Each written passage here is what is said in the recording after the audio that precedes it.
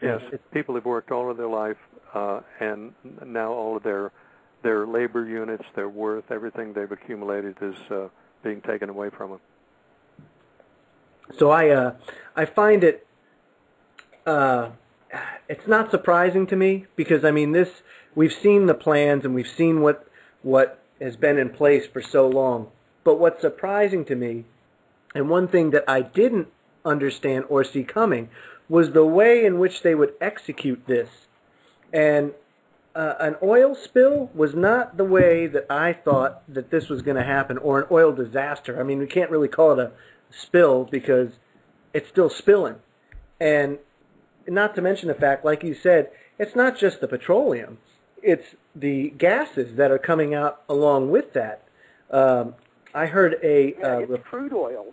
Right. I heard a report. Oil has all of those things in it. I think it was Mel on Veritas had somebody on, or no, I'm sorry, it was George Norrie on Coast to Coast, where they were talking about this huge deposit of methane underneath there. And if that much methane is released into the ocean alongside with this petroleum, I mean, you're talking about a devastation of biblical proportions. Yes, yes, you are. And that is what they're facing down there. They will eventually evacuate all of those people, millions and millions of people. I have no doubt about that.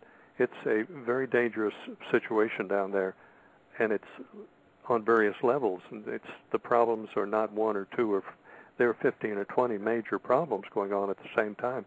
And then when you get away from there, there's another 15 or 20 major problems that are going to take the country down. So it's difficult times. It really is. Once the Brexit and all of that takes a toll, and the things that the soil is going to saturate, that's going to saturate their groundwater, wouldn't you think? Yes, the aquifers at some point in time will be contaminated down there around the coast. The rivers will be. If you let this water make the way into power plants, into the cooling systems, mm-hmm. I'm not sure how that's going to affect it, but it's bound to affect the cooling, the cooling of the plants. I would think. I would think you would be able to cool faster, more efficient with clear water than you would oily water with other chemicals in it. Joe, did you say you were an engineer or worked in engineering? Yeah, RF engineering, as a matter of fact. So the whole idea of some of the technology that they're employing is of particular interest to me because, when you talk about these longitudinal EM waves and scalar technology and all of that kind of stuff, I mean, you're talking that's a territory that is of particular interest to me. So I am chomping at the bit to talk about that and how they employ that. I'm glad we could turn you on to Scalar. Scalar is a relatively new word. I think it means straight line, I believe. I'm sure that Tesla didn't use the word scalar. He called it a death ray. Yeah, I was going to say death ray. Yeah. The water going into power plants is a concern. We know that some of the coal-fired plants down there in Florida are now backing barges of coal. They're putting in a supply that they had never done before. So I know there's some concern. The atomic power plants, they'll have the same problem with oil and chemicals in their cooling water. I don't know how that's going to work. No one else does either. It's never been done before, so I think we're on a learning path here. We're going to learn a lot of things not to do in the future, if there is a future. Right. We know a lot of the people in Florida are desperately trying to get out of the state. Florida is pretty much at sea level, and if anything happens in the Gulf, Florida will be gone. Water will go right over Florida.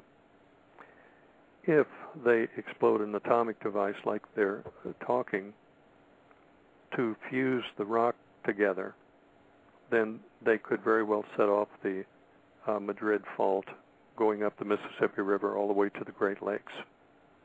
If they do that, like Edgar Cayce and Gordon Michael Scallion predicted, they could split that fault line all the way across the United States and dump the Great Lakes into the Gulf of Mexico. That means that St. Louis is gone, Memphis is gone, all of the cities along the Mississippi will vanish. Louisiana would be gone, the whole state. So that's what they're risking. The floor of the Gulf right there in that area has been compared to a sheet of glass that's been fractured. And now they're drilling more wells into that same fractured area. Yeah, I'm not understanding the thought processes behind that. I'm in an area where I've lived the majority of my life is a huge oil and gas producing basin.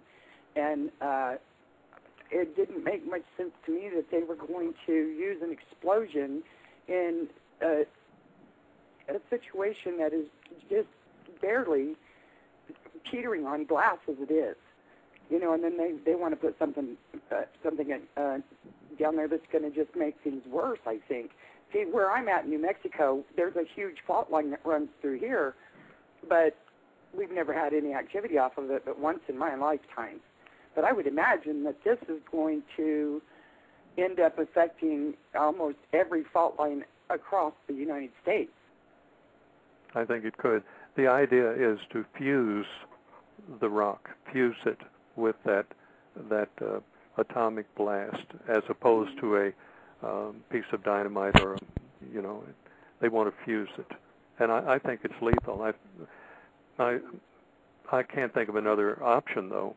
If they don't risk, then it'll just continue until everything in the world is covered with oil.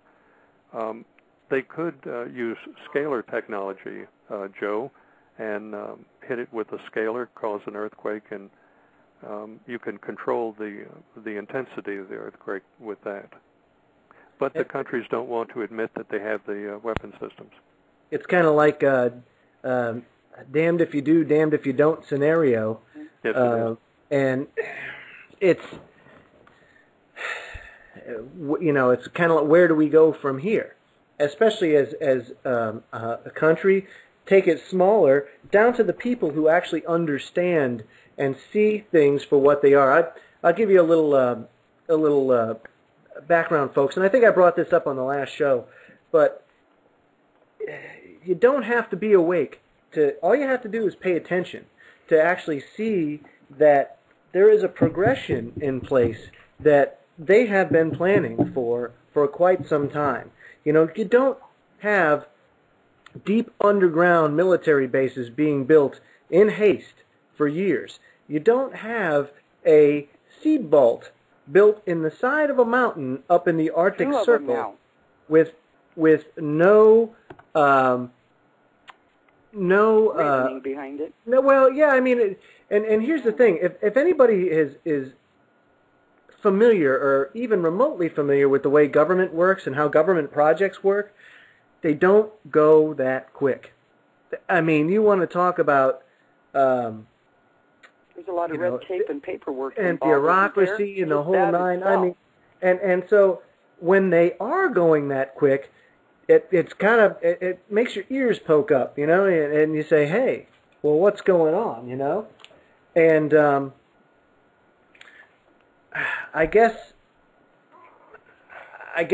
my thing is we've seen this for quite some time. We know that they are planning this stuff, and we know that there's a lot more to come. We know about HAARP. We know that HAARP has existed now for many years. I mean, Tesla came up with this technology almost a century ago, came up with the death ray circa 1940, sold it to the Russians. The Russians bought it, I think it was for $25,000. They bought the technology for this. And I think it was in 1963 that Khrushchev came out and was telling the Russian parliament or whatever their ruling body is that, hey, look, we've got the Americans dead to rights. We got this weapon. All right. So tonight we're certainly going to get into more of what Scalar has to do with, And